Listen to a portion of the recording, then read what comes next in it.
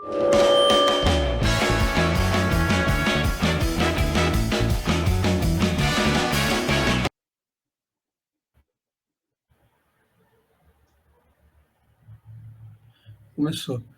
Bom dia, tarde, noite, madrugada, pessoal, a depender do horário que você estiver assistindo. Selmocast, tentando aqui mais uma vez. Eu estou com o Guilherme Stein, que ele é o escritor do podcast, Ele é escritor do Substack Helio Dias, que é um Substack que fala sobre cultura pop com um olhar orientado pela economia. A gente vai conversar com ele agora. Antes de começar, eu estou deixando o banner aqui com o meu Pix para quem puder ajudar. Exatamente porque eu preciso de equipamento melhor. Vocês vão ver na transmissão que a gente estava um pouco ruim, mas acho que agora melhorou. Então, para eu ter um equipamento bom e ter uma transmissão mais legal, me ajudem, por favor. Tá? Bom, bem-vindo de novo, Guilherme. Desculpa o incidente. E você estava falando exatamente do Poderoso Chefão. É o seu post mais popular, né, mais visto na sua newsletter. Ele é de dezembro de 2022, ainda é o mais visto. E você está falando como é que o Poderoso Chefão acaba sendo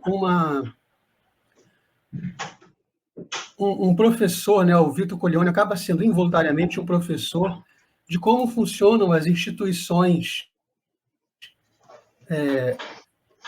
do ponto de vista econômico. Você estava falando da cena do Bonacera, né, do Américo Bonacera, que é o dono de uma funerária. Ele vai até o Don Corleone porque ele criou a filha dele com valores americanos, pela tradição americana, e a filha dele sofre uma grande injustiça e a América não provê a devida justiça a essa menina.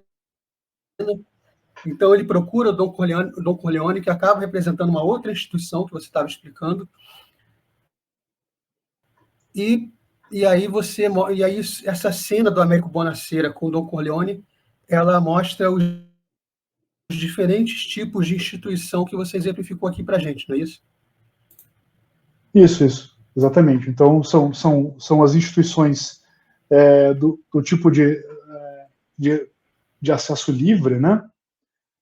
E as instituições, então, que seriam, digamos assim, as instituições que existiam na época, né, pelo menos idealmente, nos Estados Unidos, onde existia o império da lei, ou seja, em tese todos eram iguais perante a lei, a justiça ela protege igualmente a todos, a polícia oferece proteção, né, a integridade física das pessoas, a propriedade privada, né, você tem uma liberdade para empreender, né, em oposição às ordens do tipo de acesso limitado ou acesso fechado, né, que são aquelas ordens em que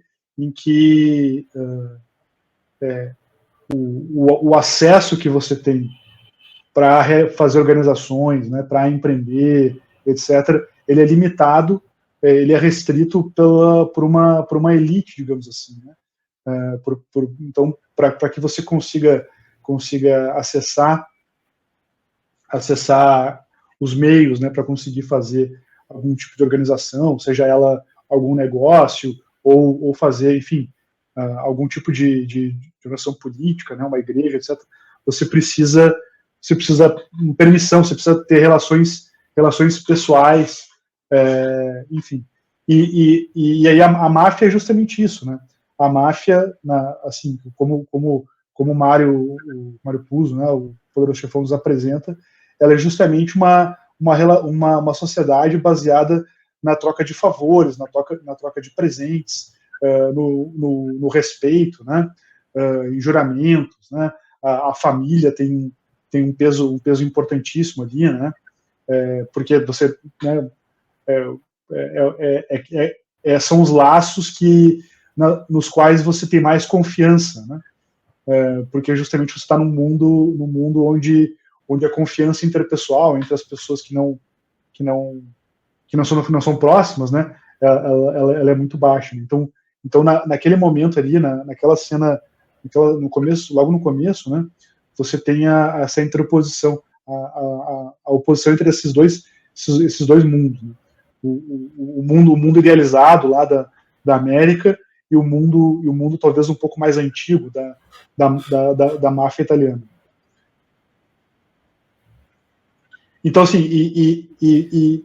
isso é um... Mas a máfia também, ela é sinônimo...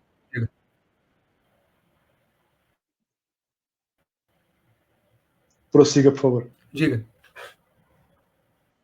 Não, pode ir. Tá, não.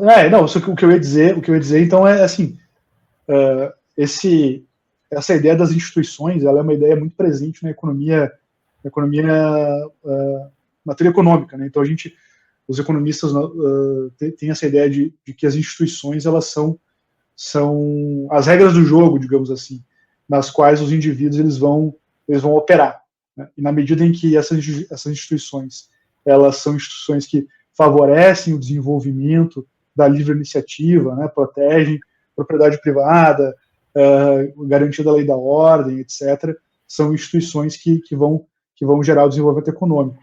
Já outro tipo de instituição, aquelas instituições que são fechadas, né, que são, digamos assim, utilizadas para favorecer uma elite política, né, que controla o poder e distribui benesses para quem os apoia, né, faz troca de favores. Nessas sociedades a gente vai ver uma prosperidade econômica menor.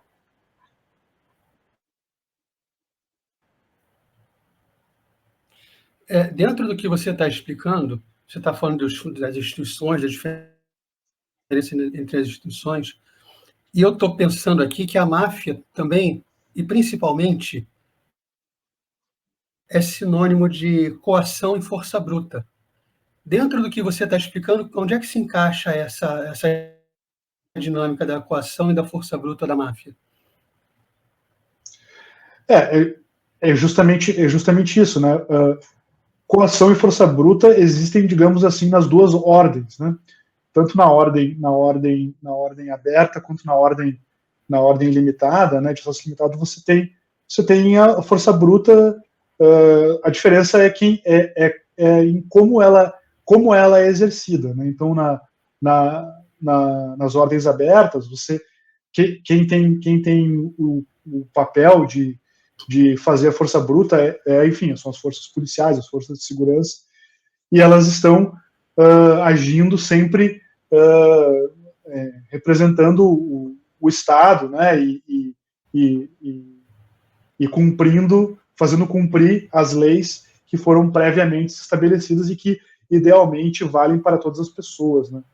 Já nesses regimes de ordem fechada, né, a força bruta ela é utilizada de forma mais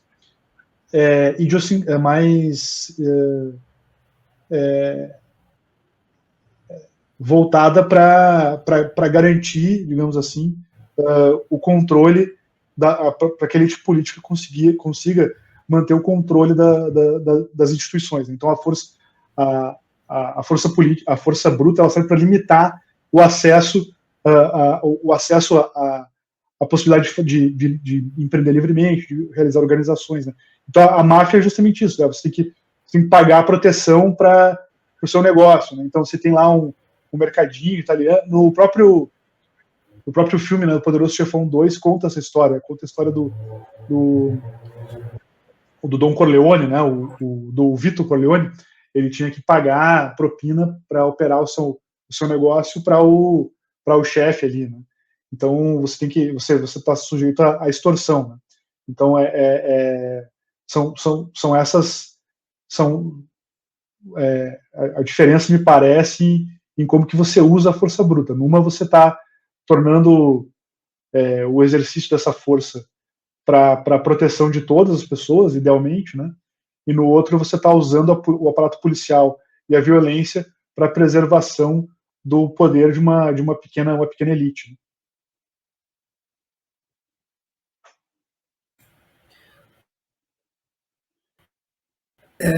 Eu tinha te perguntado antes se na literatura há professores involuntários de economia, de princípios econômicos, etc. E você me respondeu, antes da gente perceber que não estava gravando, você me respondeu que o Shylock, do Mercador de Veneza, do Shakespeare, é um grande exemplo, né, de um professor involuntário de economia. Ali a gente vê que o Sherlock, no fundo, ele tinha a preocupação dele ali, né? Tem uma parte que ele fala assim, que o pessoal que empresta o dinheiro sem cobrar juro, digamos assim, ele está fazendo a taxa de juros do mercado que vigora naquela região cair. Né? Ele é um competidor, digamos assim, entre aspas, desleal, né? Porque ele não está cobrando juro, né? Então esse é um exemplo assim da literatura clássica, né? Que me veio à mente quando você mencionou, né? Quando eu estudava economia, eu li isso, né? Enfim, na peça, né? Eu achei interessante. E é uma coisa interessante também, né? Que essa ideia que a filosofia, a economia, ela começou antigamente, né? Ela começou como um estudo de filosofia moral, né? Então, um dos grandes problemas dos quais os economistas da Idade Média se perguntavam, né, era a questão, qual será o preço justo que eu tenho que cobrar por um bem, né? E aí, assim, os mercadores, eles eram vistos com certa desconfiança, né? Porque na época em que o comércio ele começou a ser restabelecido, e até mesmo antes, né, na própria Grécia antiga, os mercadores eles eram vistos com uma certa suspeita, né, porque eles eram os caras que traziam, eles faziam o que a gente, economia, chama de arbitragem, né? Então, tem algumas mercadorias que numa região elas são abundantes, em outras elas são escassas, né? Então o preço na região em que ela é abundante ele vai ser um preço baixo, e o preço na região em que ela é escassa vai ser um preço alto. Então o que os mercadores fazem é simplesmente uh, atuar explorando esse diferencial. Então você está trazendo produtos de um lugar para o outro, né? Comprando a um preço mais baixo, vendendo um preço mais barato. E isso era motivo de grande desconfiança das pessoas ali, né? Então, claro, porque você pensa assim, você está numa pequena cidade ali, você sabe como que o agricultor ele consegue ganhar dinheiro.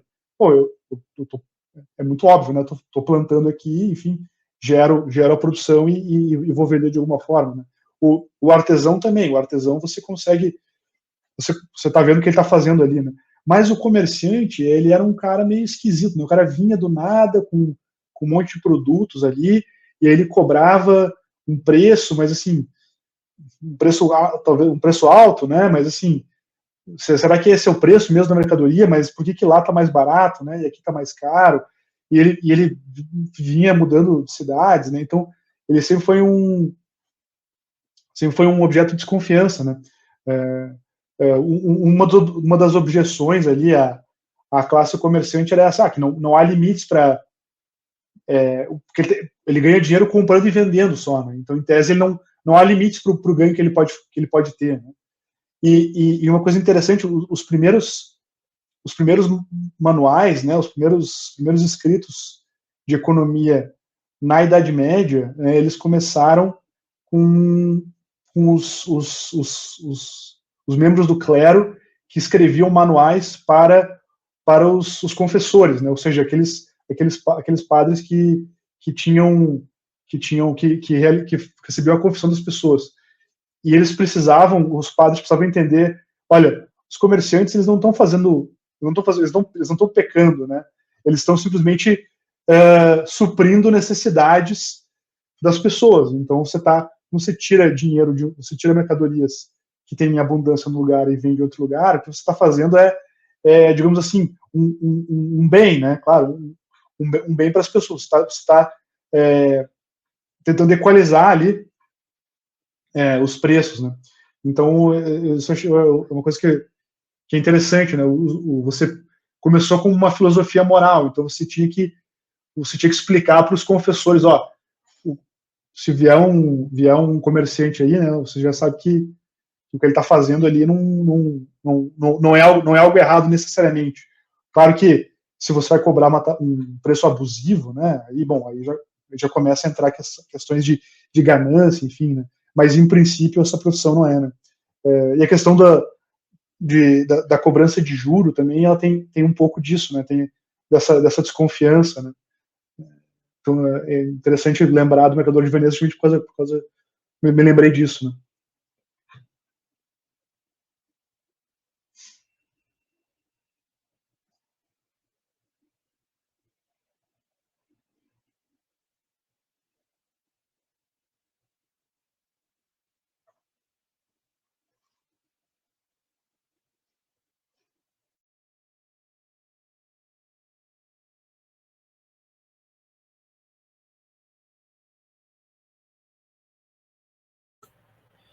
Agora eu estou com o microfone, desculpa. Você tem um post aqui seu, que é o batismo do Michael, do Poderoso Chefão. O Poderoso Chefão, eu estou perguntando aqui da obra, considerando tanto filme quanto livros. É uma obra que você tirou muitas lições, que você percebeu muita coisa, que o senso comum, de repente, não percebeu, muitas lições e aulas assim que estavam ali meio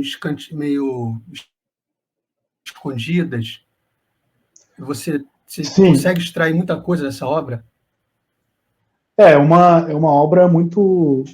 É um filme assim, tanto o livro quanto o filme são obras muito ricas, né? Que existem muitas questões ali importantes, né? Como uma obra de arte, né?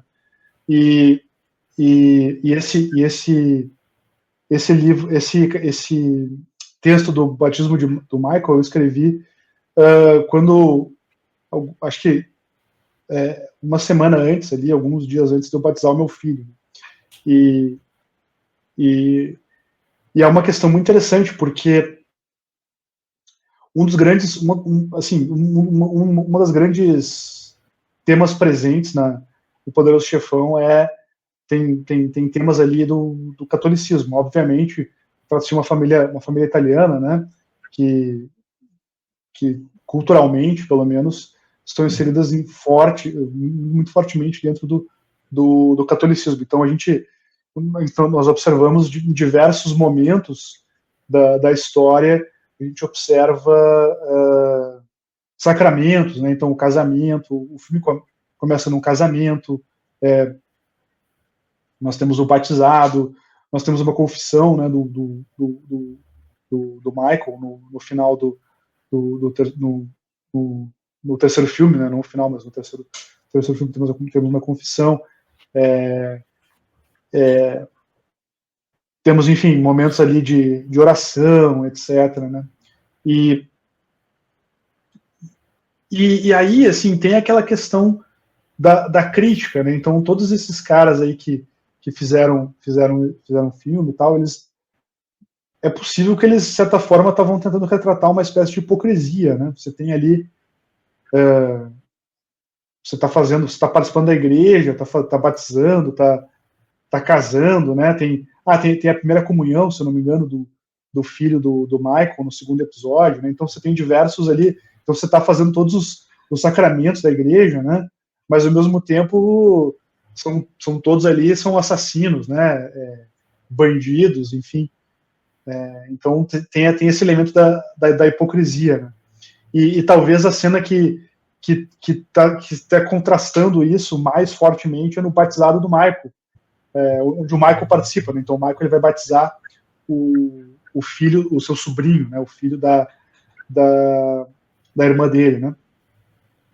E aí a cena do batismo é intercalada com, digamos assim, o batismo de fogo do Michael, né? Onde ele realmente assume ali a posição dele de chefe da família Corleone, onde ele mata, ele ordena o assassinato, né, planeja o assassinato dos chefes das famílias ali, né, do Tatalho, dos Barzini, do Solosso, que era o sujeito que planejou a morte não, o Solosso não, o Solosso o Michael já tinha matado ele, se eu não me engano. Mas sim, perdão, confundi com o Mo Green, né? O Mo Green era o cara do cassino que ele queria comprar, né? O Solosso ele matou lá no restaurante italiano. Enfim, você tem esse contraste. Então, ao mesmo tempo que você tá batizando ali uma criança, né? Você está jogando ali a água ali para fazer a remissão do pecado original ali, né? Dando a luz de Cristo para a criança. Você tem um sujeito que era um herói, né? Não pode esquecer, a história do Michael é uma história de um anti-herói. Ele começa como herói, então a primeira cena que ele aparece no filme, né?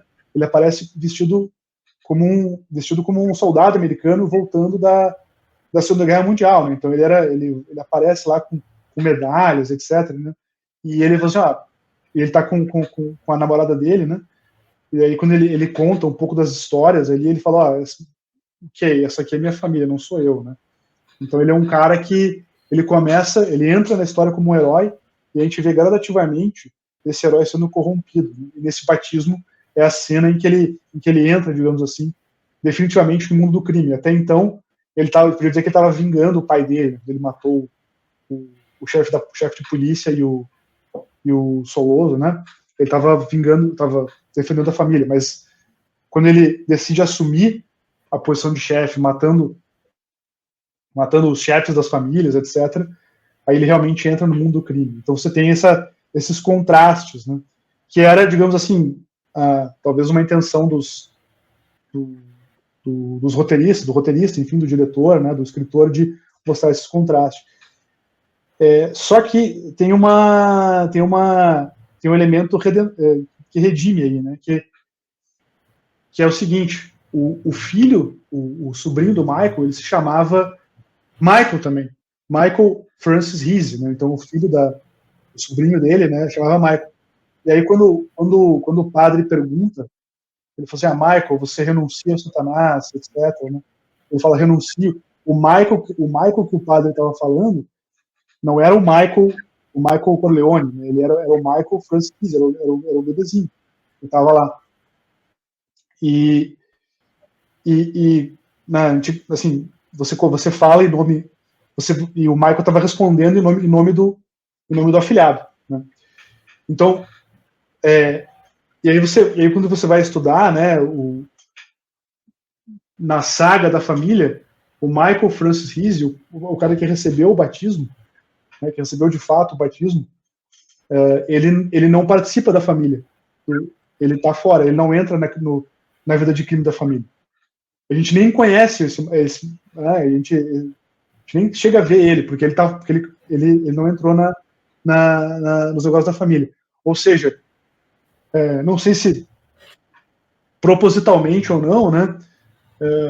O que se mostrou ali é que o batismo, ele foi duplamente eficaz. Além de ter a eficácia que ele já tem, né, da questão do sacramento dentro da Igreja Católica, ele também teve o efeito de proteger aquela criança da vida perdão, da vida de crime da família. Então eu achei isso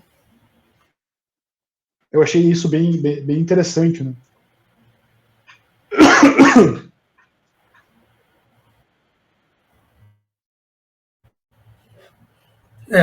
Bastante. Eu não tinha. Faz muito tempo que eu vi o filme, não lembro de muitos detalhes. Mas eu vou ver de novo, vou reparar essas nuances. Me diz uma coisa, a gente está falando aqui do seu Substack. Como é que você escolhe o filme que você vai abordar, o tema que está naquele filme, né? Como é que é feita essa escolha? Porque você pegou, por exemplo, o último aqui é O Mestre dos Mares.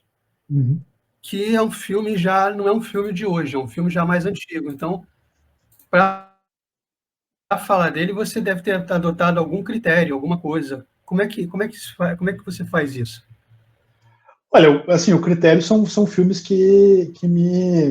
filmes que eu acho que me parecem ser filmes que têm alguma alguma profundidade, né? Algum elemento ali que não é óbvio, né? E que tem a ver com economia, né? Então,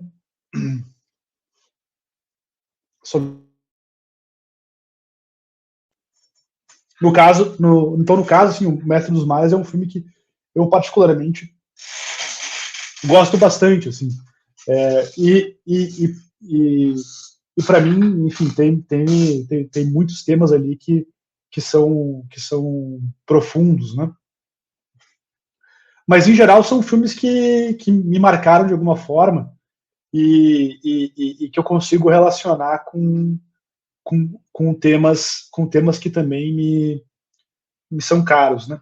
É, assim, se eu posso dizer assim uma influência, né? Alguém que ou alguma coisa que me inspirou a fazer coisas assim, né? Foi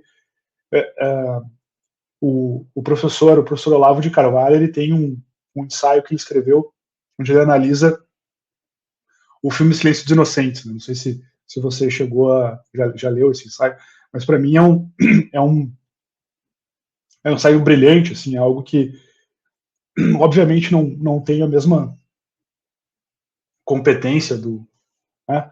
Mas enfim, não estou me comparando aqui, né? Mas é algo que é aquelas coisas que você tenta de alguma forma imitar, né? Que tenta dar para você um, um modelo para você tentar imitar de alguma forma. Então isso. Então o processo ele é mais ou menos assim. São filmes que me marcaram de alguma forma. Não só filmes, mas também temas da cultura pop, né? Ou seriados também que me marcaram de alguma forma e que ali eu vi ali contido naquelas obras alguns assuntos de economia que eu poderia abordar.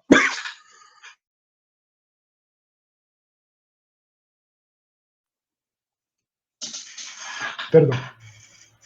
E é sempre fácil quando você decide fazer isso, ou você já chegou na hora e teve um tema que você falou, cara, como é que eu vou traduzir isso aqui para o grande público, usando essa obra? Isso aqui vai ser um desafio? Ou se você sempre consegue, né? Sempre, para você é sempre fácil fazer isso? São coisas assim, né? Assim, são essa é a grande graça de escrever o texto, né? É você conseguir resolver esse problema, né? Eu tenho vários outlines já de filmes, né? E ideias. E aí eu tenho o insight, a conexão ali.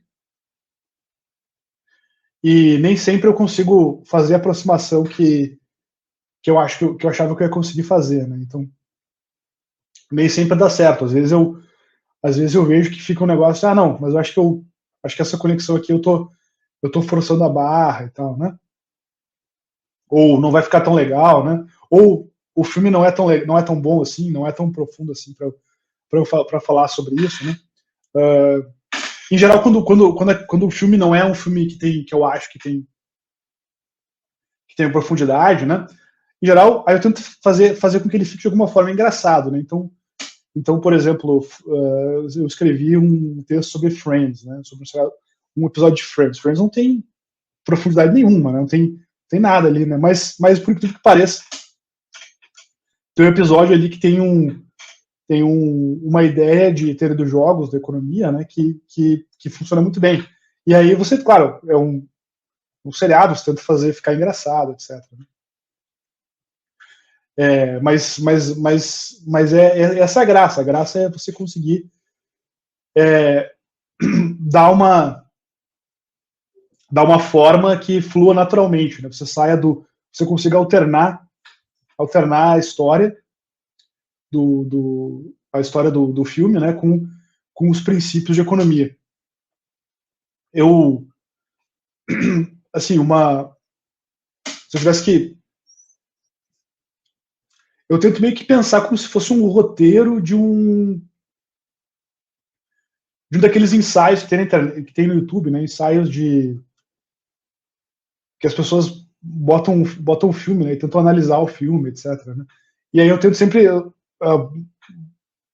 nem sempre eu consigo fazer isso perfeitamente, mas tento escrever na forma de como se fosse um roteiro. Então eu coloco muitos dos textos que eu escrevi, você coloca uma música aqui. Então aqui toca essa música. E aí eu coloco uma citação do filme, né, um diálogo. Daí eu começo falando, tal. Então eu tento fazer dessa forma. Nem sempre sai assim, né? Mas quando sai digamos assim, quando eu consegui fazer realmente do jeito que eu queria.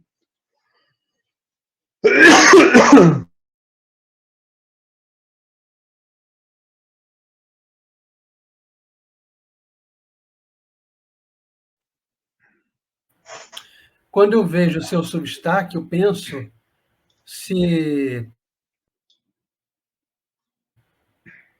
de repente você não começou a ter essa ideia, vendo lá atrás o tio Patinhas dando aula de economia mesmo, direta, né? No episódio lá dos DuckTales, que ele fala sobre inflação. Ele ensina o conceito de inflação, acho que para o Donald ou para os sobrinhos. Sim, eu lembro eu achei desse vídeo. A ideia muito parecida com o que você fez. E não sei se tem se tem a ver, não. Só que você vai ainda mais longe. Você pega e você ensina coisas que são mais complexas ainda por meio da cultura pop, né? A cultura pop ela ajuda a entender, ela pode ser um canal para isso, né? Para você conseguir mostrar que a cultura pop ela pode ser um canal para ensinar alguma coisa, para aproximar as pessoas, né? De determinados conceitos. Sim, sim. Essa é uma ideia, não é uma ideia, sem dúvida, não é uma ideia original, né? Uma ideia. A economia ela está presente em todas as esferas da nossa vida que envolvam escolhas, né? Então você consegue utilizar muitos exemplos da vida cotidiana para explicar princípios de economia. Tem uma série muito boa, foi publicada documentário publicado pela PBS nos Estados Unidos, né, que é do onde o Milton Friedman, né, o economista, enfim, ganhou Nobel, etc. Ele tem um livro, né, Free to Choose, né, e daí cada capítulo é um episódio daquela série. E aí ele usa princípios, elementos da vida prática ali para explicar princípios complexos. Né? Então, tudo isso, sem dúvida, são coisas que eu peguei na hora eu coloquei assim na mistura na hora de ter de escrever os textos.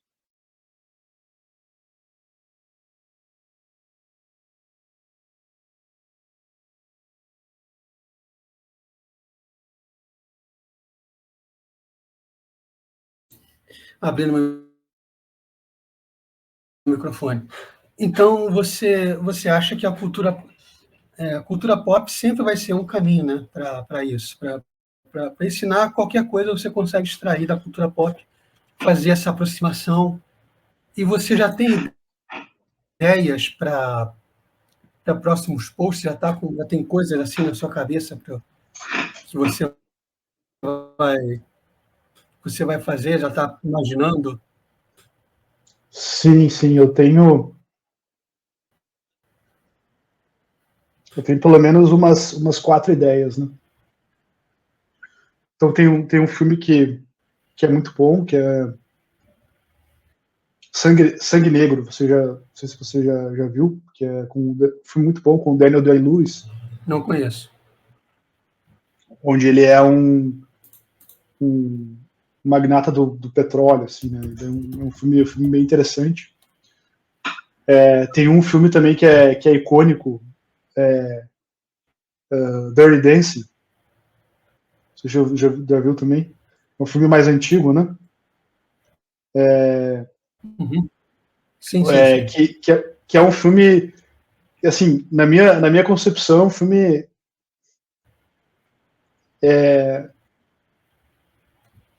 as pessoas se lembram só enfim, da dança, etc. Mas o filme ele é horrível, né? Porque ele começa com aborto, né? Eu assisti, eu fui mostrar para minha esposa, que foi assistir esse filme, assim, eu não me lembrava, né? Fui, vamos assistir um filme aí. Esse filme é antigo aí, vamos ver. E aí eu não me lembrava disso, né? Mas é isso, né? Ela começa pedindo dinheiro pro pai, porque tem uma dançarina lá que precisa, que teve um filho, que estava grávida e precisava se livrar do bebê, e ela pede dinheiro pro pai, não fala obviamente, para aqui que era o dinheiro dele, contrata um médico para fazer um aborto. E aí assim, e é justamente esse é o gancho que eu pego, né? Não é a dança, é esse gancho, né? Porque ela também é uma coisa interessante que tinha me escapado quando eu assisti esse filme de novo, é que ela era uma enfim, estudante, né? Mas ela queria ser uma economista do desenvolvimento, né? O economista que estudava o desenvolvimento dos países pobres, né? E isso é assim, é algo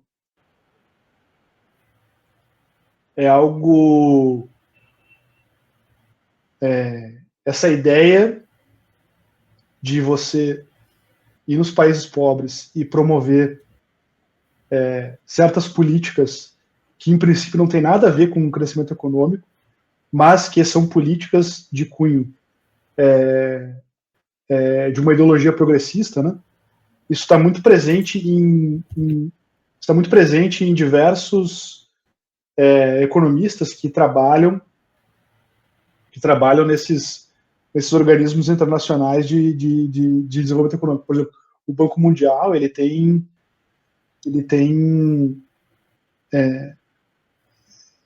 tem lá grupos ali dentro, né, e organismos ali, principalmente naquela questão de igualdade de gênero, entre aspas, né, que promovem aí o acesso como é que eles chamam, né, o acesso a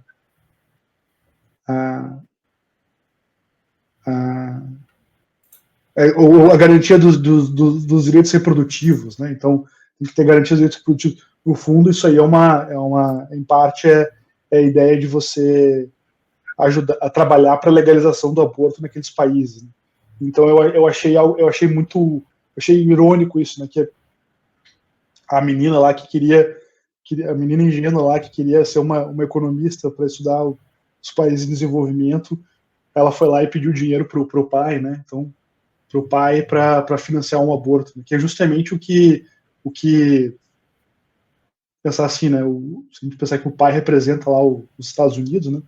Então tem diversas ONGs internacionais aí que pegam recursos dos americanos para promover a prática de aborto nos países mais pobres, né? E, enfim, tô dando uma ideia mais geral assim do que eu estava pensando, do que eu estou escrevendo aqui nesse ponto, né? Você.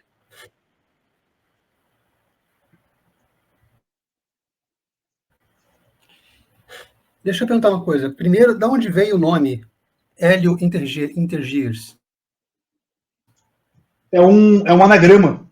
É um anagrama de Guilherme Stein.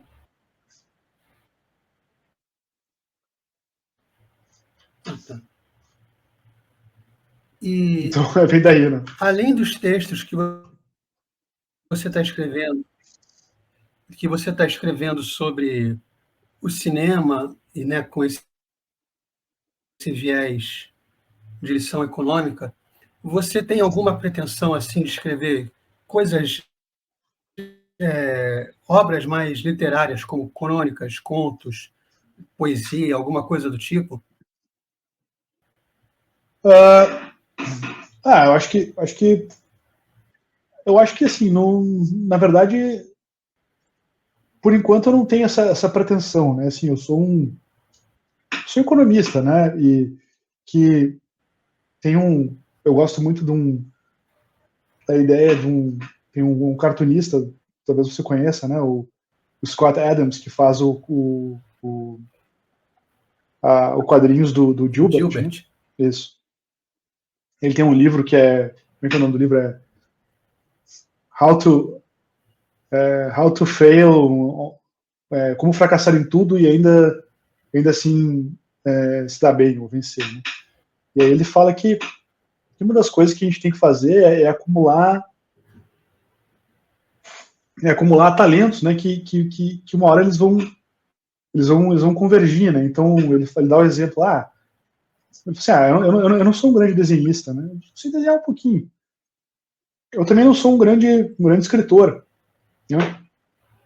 Ele é formado em economia também. Eu conheço um pouco de economia e tal. Então, assim, todos esses talentos que não são. Ele não é exatamente bom em tudo, né? Mas muito bom numa coisa, né?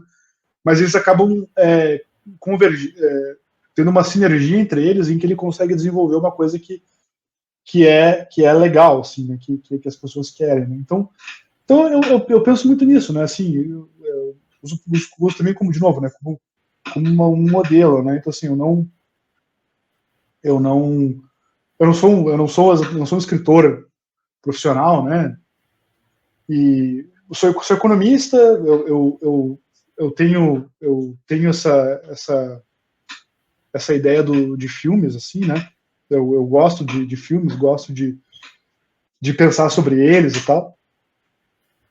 E eu tenho essas ideias, assim, olha, ninguém pensou sobre isso e tal, então é uma coisa interessante isso aqui, né? Talvez as pessoas não tenham pensado, talvez é uma coisa que as pessoas leiam e pensam, realmente, nunca tinha passado para pensar sobre isso. Então, esses ensaios, assim, eu acho que é uma coisa que eu ainda tenho bastante para explorar antes de me aventurar em coisas mais onde eu tenho menos familiaridade.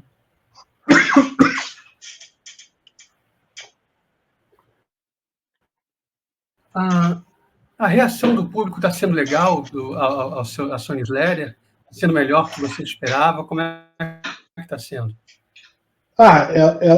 Assim, eu comecei sem a menor pretensão de ter qualquer público, né? Então eu comecei simplesmente. São aquelas coisas que você faz porque. Eu não sei explicar exatamente, não é uma coisa.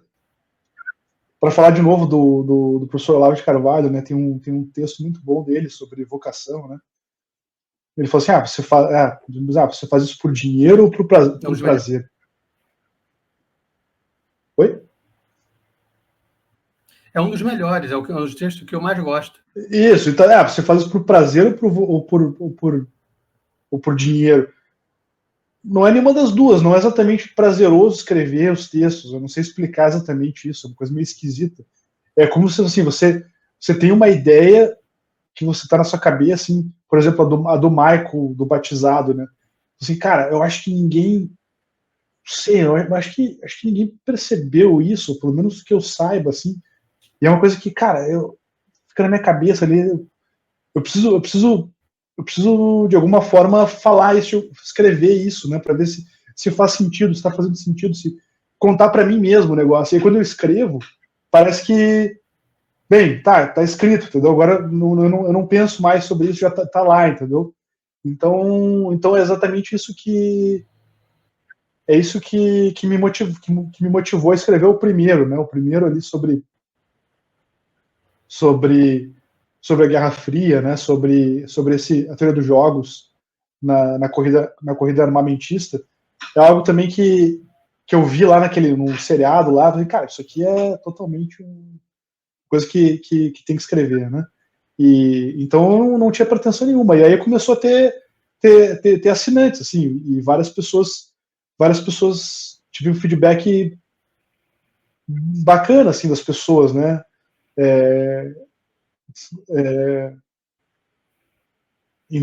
por enquanto, sou uma pessoa modesto, né? Assim, não continuo sem grandes expectativas de atingir de atingir um grande público, né? Não que eu não gostasse, não que eu não gostasse disso, mas não tenho exatamente a pretensão. É muito mais aquilo de você ter uma ideia e você ficar pensando nela de forma quase obsessiva, assim, né? E ter que escrever isso para que você não pense mais nela. Por exemplo, o conflito de visões e Mestre dos Mares, que foi o último texto, que eu acho que é o mais longo que eu escrevi, é algo que me ficava pensando nisso durante muito tempo, assim, né? Era uma coisa muito, assim, muito difícil escrever, assim, né? Porque são temas que envolvem não só a economia, né? O Thomas Sowell, economista, né? Mas também questões de filosofia, etc. O meu pai é filósofo, então eu tenho uma certa familiaridade com alguns temas da filosofia, assim, e isso pelo menos, não sou filósofo, né? É aquilo de novo, que os Quadrados falou, né? Também não sou filósofo, mas conheço alguma coisa, assim, né? E isso também, fui lá escrevi. Não tem exatamente um grande público, mas a reação foi além do que eu esperava, assim, né? E a gente pode esperar também, você está falando muito de filmes, mas a gente pode esperar que no futuro venha alguma coisa relacionada à literatura, clássicos da literatura, alguma coisa do tipo. A gente falou do Shylock, Sim, agora do Shakespeare, né? sim, isso é algo que eu tenho também, eu tenho pensado, assim, mas ainda é algo mais distante, né? Porque eu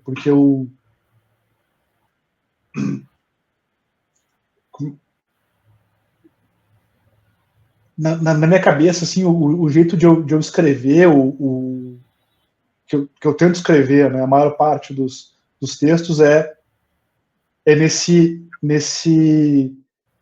pensando como se fosse um roteiro, assim, como se ele pudesse pegar o texto de alguma forma e tentar criar um vídeo sobre ele, assim, né? Você pode mostrar as imagens e tal. Então, como eu penso dessa forma, assim, quando eu escrevo, né? Então, para mim faz mais sentido olhar para os filmes, né? E também eu imagino, né, que os filmes eles são mais vistos do que os livros clássicos da literatura. E também, claro, os livros, os clássicos da literatura, eles já são objetos de análise há muito mais tempo, né?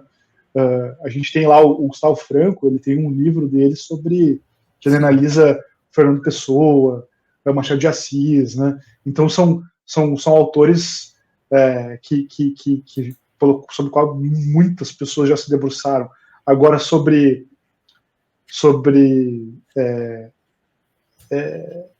Mestre dos Mares, enfim, obviamente não vai ter ninguém, né? Então ou pelo menos não vai ter muita gente. Né? Então enfim, eu tenho mais essa inclinação por fazer. Mas, sem dúvida, é algo que eu pretendo fazer no futuro.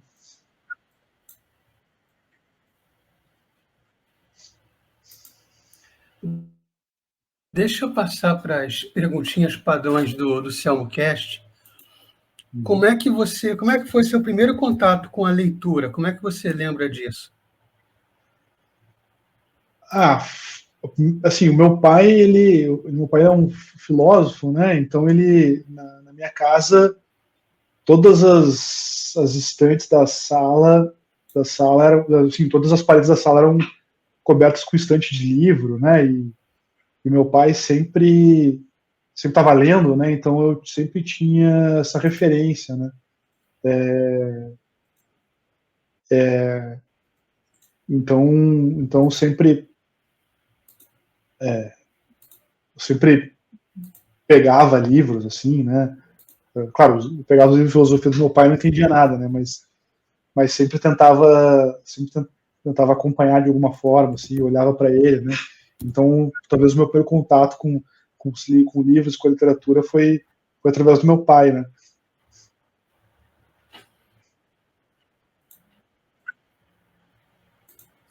Foi através do seu pai. E aí você lembra qual foi o primeiro livro que te chegou às mãos, que você leu, que você teve contato e te inspirou não, mas você te fez entender que essa atividade de ler é uma coisa muito legal? Foi o primeiro livro que eu li, nossa.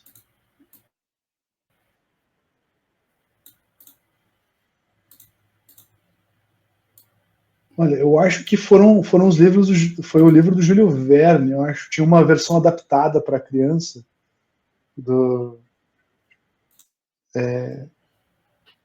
eu acho que foram os livros do Júlio Verne.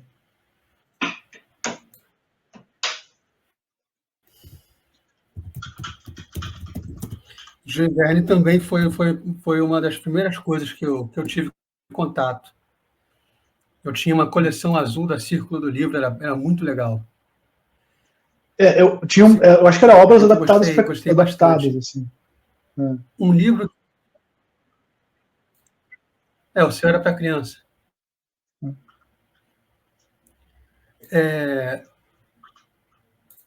E aí você. Mas foi o Júlio Verne, assim, livro que você diria que te marcou mais? Foi do Júlio Verne que você entendeu que ler é uma coisa boa, que você quer mais livros e mais leitura? Isso veio com o Júlio Verne? Eu gostava dessas histórias, né? Então, aventuras, assim, né? A Ilha do Tesouro também foi um livro que eu me lembro que eu gostei muito. O Apoiador do Campo Seiteio também foi um livro que eu li quando eu era adolescente ali, 12 anos, 13 anos, que eu achei muito legal, assim. Fiquei triste quando terminou. Quando começa a chover, assim, no final ali, eu também fiquei triste.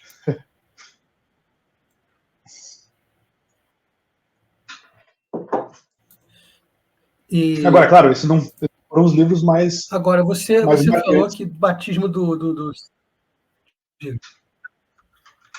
Não, eu só ia dizer que não são os livros melhores que eu já li, né? São aqueles livros de infância, né?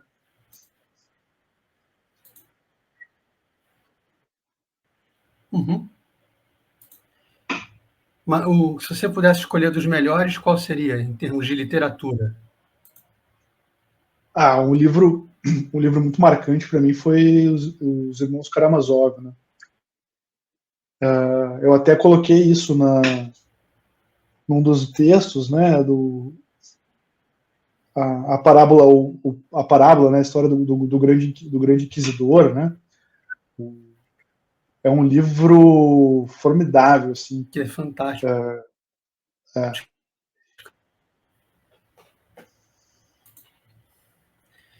E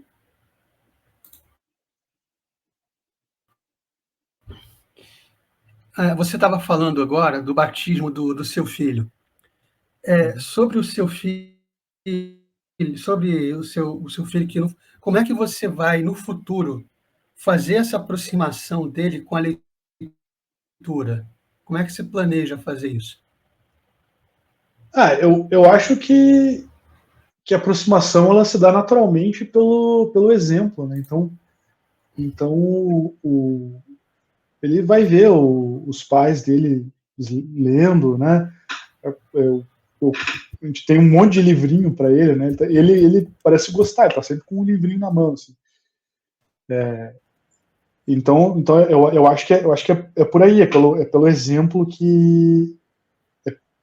pelo exemplo que as crianças vão. Não é nada você cobrar do seu filho que ele leia se ele nunca te vê lendo um livro. Assim. Então eu faço questão de ter, obviamente, o Kindle facilita muito a vida, eu tenho muito livro no Kindle, mas eu faço questão de ter as grandes obras, assim, né, físicas, né, e de ver, e mostrar para ele, né, ele vê as pessoas lendo e tal. É assim que você vai introduzindo, né? Então, você vai introduzindo a pessoa a seu filho, pelo menos assim que eu acho, né, que você não adianta nada você falar para ela se ela não vê você fazendo, né?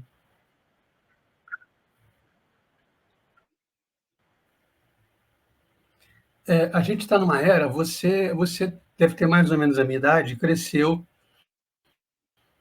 com alguns inimigos, vamos chamar assim, eu chamo de inimigos, da leitura, né? Que no nosso tempo era videogame, era televisão, os amigos chamando para jogar bola,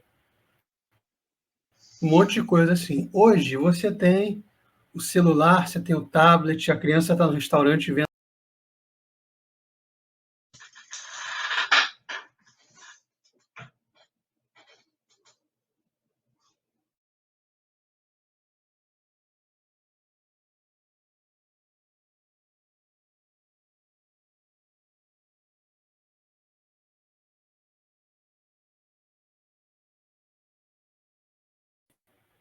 Eu caí, Guilherme, mas caí, mas já voltei. Ah, Estava perguntando, né? Existem alguns inimigos, entre aspas, da sim. leitura para a criança. Quais ser videogame, o tablet, o celular, você tem YouTube, tem um monte de coisa que eu estava falando antes de cair. Como é que você vai administrar esses inimigos, entre aspas, da leitura no caso do seu filho? Eu acho que esse é um grande desafio, né? As opções de distração hoje em dia são infinitamente maiores do que eram na nossa época, quando a gente era, enfim, né, quando eu era criança, e já eram grandes lá, né? Tinha videogame, etc. Enfim, televisão, né, tudo isso. Eu acho que novamente passa pelo exemplo, né? Então não dá para ficar. Primeiro que não dá para deixar não dá para deixar a criança ter pelo menos na minha concepção, né? Usar o tablet, essas coisas assim, eu acho que é prejudicial, principalmente quando ela está ainda nos anos formativos, né? Então ali na primeira infância, né? Que onde ela vai pode desenvolver ali hábitos muito ruins, difíceis de, de lidar, né? Então, no fundo, é ter a disciplina aí de não dar um exemplo ruim, né? E, e controlar, né? Controlar o uso que ela faz dessas ferramentas, né? Acho que os pais na época em que estavam se introduzindo essas tecnologias, internet, etc., eles não sabiam exatamente o que era e tal, e meio que deixaram os filhos, pelo menos isso aqui falando uma opinião minha, né, apenas, deixaram meio livres demais, assim, né. Acho Sim. que agora tem uma consciência um pouco maior de como essas coisas podem prejudicar a atenção das crianças, etc.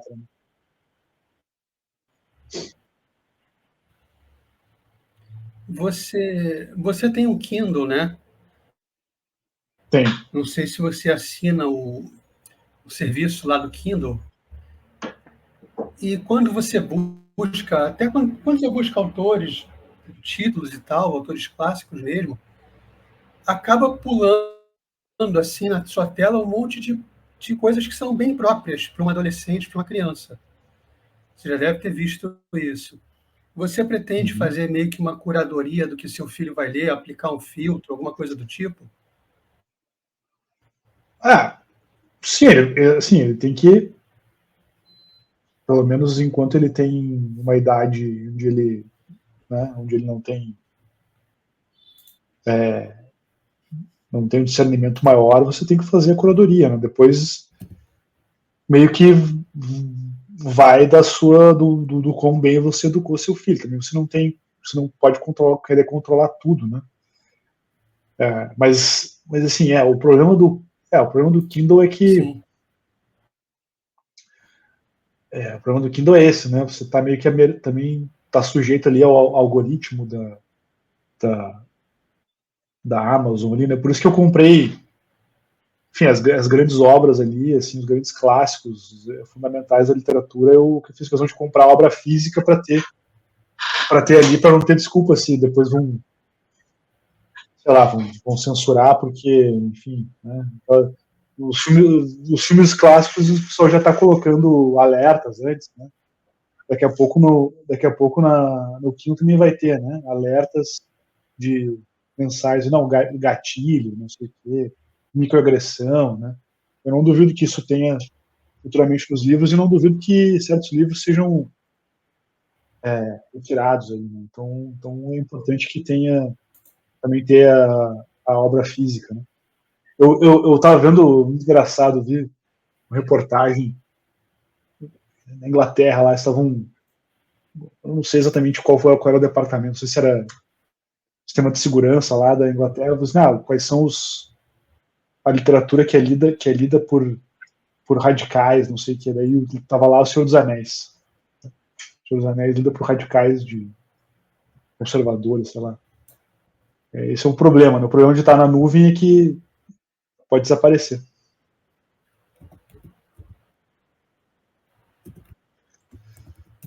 Sim, sim. Então, o físico é uma garantia de que você tem aquilo que é o original, conforme o autor concebeu, né? É o mais importante.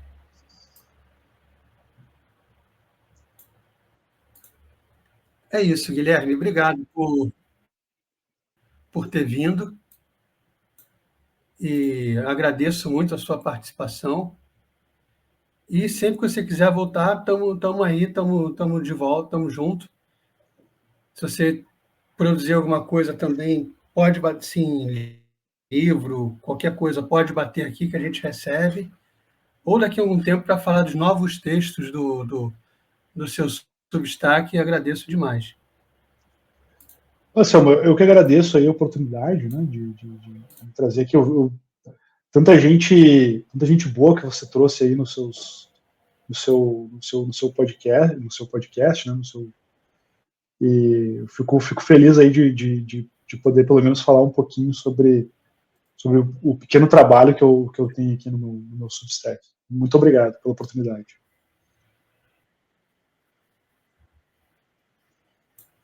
Nada, eu que agradeço, obrigado mesmo. E estamos junto aí, sempre que você quiser voltar. E quem assistiu, eu deixo aqui mais uma vez o pedido, dá uma força no Pix do Selmocast para a gente ter um equipamento melhor aqui, para a gente ter aqui um programa melhor. Valeu, obrigado. Valeu, Guilherme, obrigadão. Obrigado.